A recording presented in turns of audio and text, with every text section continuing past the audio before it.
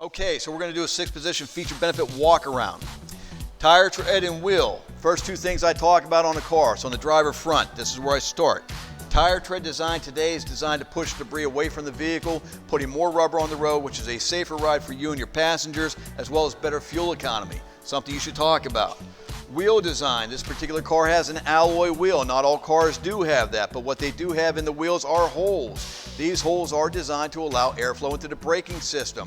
That braking system then can be cooled down a little bit, which helps prevent warping, and then less maintenance and wear and tear on the brakes.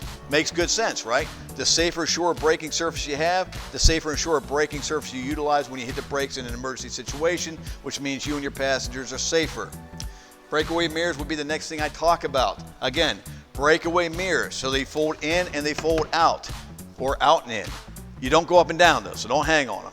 But they're designed to be less damage and wear and tear to the vehicle, heaven forbid in a parking lot or pulling into a garage that they should happen to snap off or get damaged.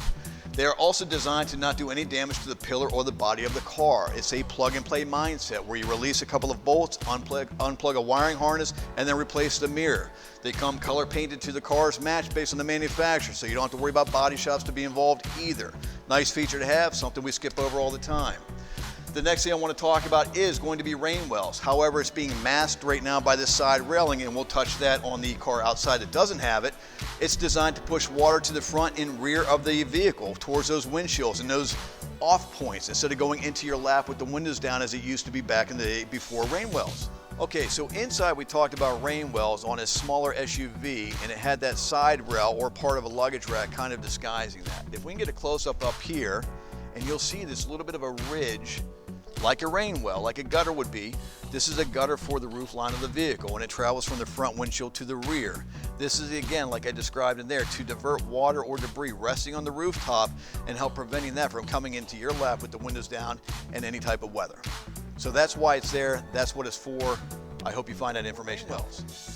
When you look at the size of this door and the front door, they're similar size as far as getting in and out. It's no longer a concern about, legroom, headroom, shoulder room for the rear passengers of the car. We've made the door entry areas easier for getting in and out, and also extended the area for headroom so you have more comfort back here. Speaking of extending that area, you also have additional glass, which I like to call now a blind spot monitor. I know that might be confusing because blind spot monitors typically are integrated into the rear view mirrors, and then the amber light goes off on the dash when you come up on traffic. This is what I like as far as blind spot monitors, because it's standard on every car, and then I can look over my shoulder and clear my way of merging into traffic or merging into a lane. From there, you could talk about the wraparound tail lights. Made out of composite plastic, a very durable material, made with sporting helmets for football, baseball, hockey. Again, very durable, but also lightweight and very inexpensive to replace. Like that rear view mirror, it's a plug and play, wiring harness, couple of bolts, replace it yourself, never have to see a service department. Less expensive. 5-mile-per-hour plastic bumpers or impact bumpers. It takes some of that impact away from doing small collisions on the road, like a bumper to bumper, or if you're in a parking lot and you bump into somebody's car. Less likelihood of doing any damage to the actual structure of the vehicle. It will withstand up to 5 miles per hour, probably a little bit more. I wouldn't test it. Also, you have a third eye brake light. Again, skipped over. Very nice safety feature. A little hard to see on this particular car, but there's a beam that lights up in red when you hit the brakes. If you're in front of a larger vehicle traveling on a highway or even on a side road and they can't tell your braking intentions because they sit above where those tail lamps are, this light illuminates when you do your brake pedal or when you compress your brake pedal. It gives them the alertness that you're going to brake soon, so therefore they should back off or not be so close to you and be prepared to stop or slow down. You could talk about a couple of different things like the emblems or the rear windshield wiper, which is not always standard on cars, but this is an SUV, so it has it. From there, I would come around here and talk about this particular car has a flush mounted gas cover. It also has color key door handles. It can go either way. This car has color key door handles. What if they have a black matte finish or a chrome finish? You've got to cater your presentation to the audience in the car that you're showing. This is color keyed, therefore I would take the approach of a very nice clean finish to the vehicle and matches the paint color. If it was a black matte finish, I would say that's a nice kind of a resistance material in case I have rings or my keys of rubbing up against that, getting in and out of the vehicle. That might scratch it and make damage to the vehicle, so therefore I have the black matte finish and less wear and tear and less damage.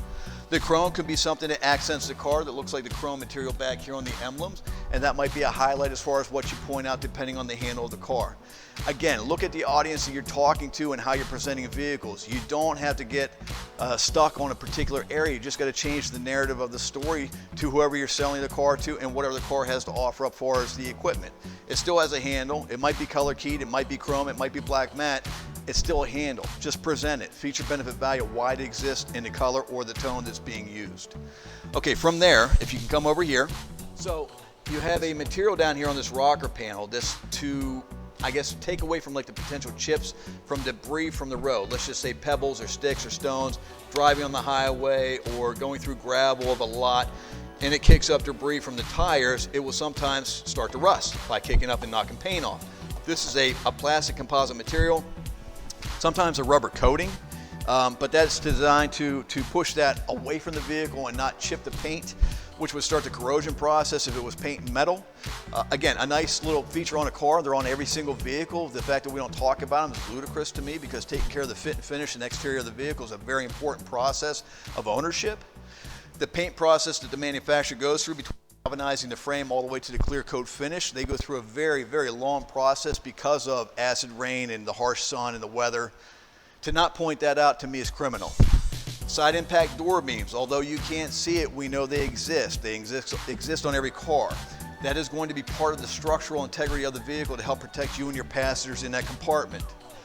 You also have side pillars or pillars that build into that framework as well. If this car were to roll over on its roof right now, I would be as safe and as comfortably safe in it upside down as I would be sitting right side up. The structural integrity of the car is all underneath the skin, and that is going to be that frame that you can't see. But again, you should point it out and talk about it because it's important for the safety features of the vehicle and for people in general. Look at the difference between this window and this window. Factory level tint and then a darker tint. Now I'm assuming this is a factory level tint as well, but it's an SUV, so therefore it's in the rear of the vehicle, and that protects against like cargo and whatever type of passenger compartment that they have back there for that tinting. My point in making any of those statements are you have a factory UV protection that comes from the manufacturer as standard equipment no matter what. So when you talk about cars that don't have tinted windows, they all have tinted windows. It's a factory application. They don't know the destination of the car as far as what state and the regulations that it has, so therefore they put the bare minimum, but nonetheless it's a UV protection which gives you better air quality in the vehicle. Something maybe not big to you to point out, but there's a reason why this has this window and this has this window. It's on the same car. Again, I believe this is more of a safety glass type of a tint and comes from the manufacturer that way. And this is the factory glass you would get regardless of whether this existed or not. And you can tell there's also a hue there as if there's tint on it, and that is that UV protection that comes standard. Tint it at your own risk based on state regulations and rules. From there, I would move a little further up to the front and I would start talking about things like the hood contour. What's funny about this, when I say to people, I say, tell me about the hood of the car. And they say, well, what do you want me to tell you about? Well, why is it shaped this way? Why does it look like this?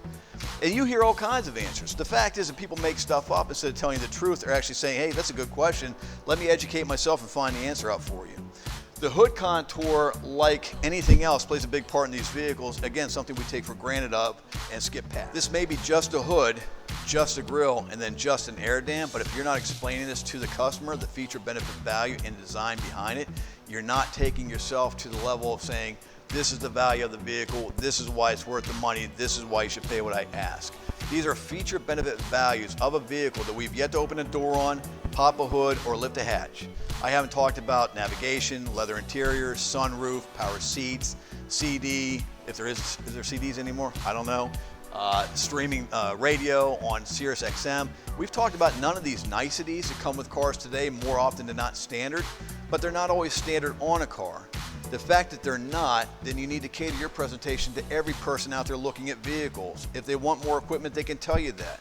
To show the bare minimum and build the value in that says a lot about who you are as the character of a salesperson, and then the integrity you have in not assuming that everybody can afford more and then taking it away and putting them in an embarrassing position when they can't. So take it from me, this is the best way to start out your presentation of feature, benefit, value, 6-position selling on the outside of a vehicle.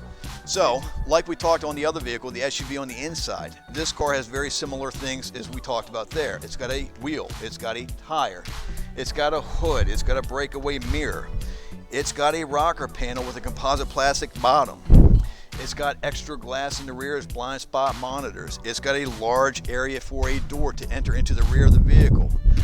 Integrated rear window defroster. It's got emblems in chrome in the back. It's even got 5-mile-per-hour safety bumpers, composite plastic headlamps, third eye, these are real thin, but third eye brake light in the top of the glass. You've got another concealed gas cap. You've got side impact door beams built into the vehicle. You've got the pillars that go along the side of the car as well. You've got breakaway mirrors, if I didn't mention it over there. The hood contour, the air dam, the grille. Very similar cars as far as the equipment and feature benefit value selling, and between two completely different vehicles in mind of SUV to car, you've got the same feature benefit selling process that you can do here out in the lot, switching cars from car, SUV, truck, and van if those are out there and available. You don't have to skip a step, ever lose any motion, and you can make this the perfect presentation. You never have to worry about which car you're on to say something different about. This is building a car from the ground up on its most basic features and functions, and you can sell to anybody all the time. Stay tuned. I hope you like this information. There's more to come about the additional features and benefits of the interior next.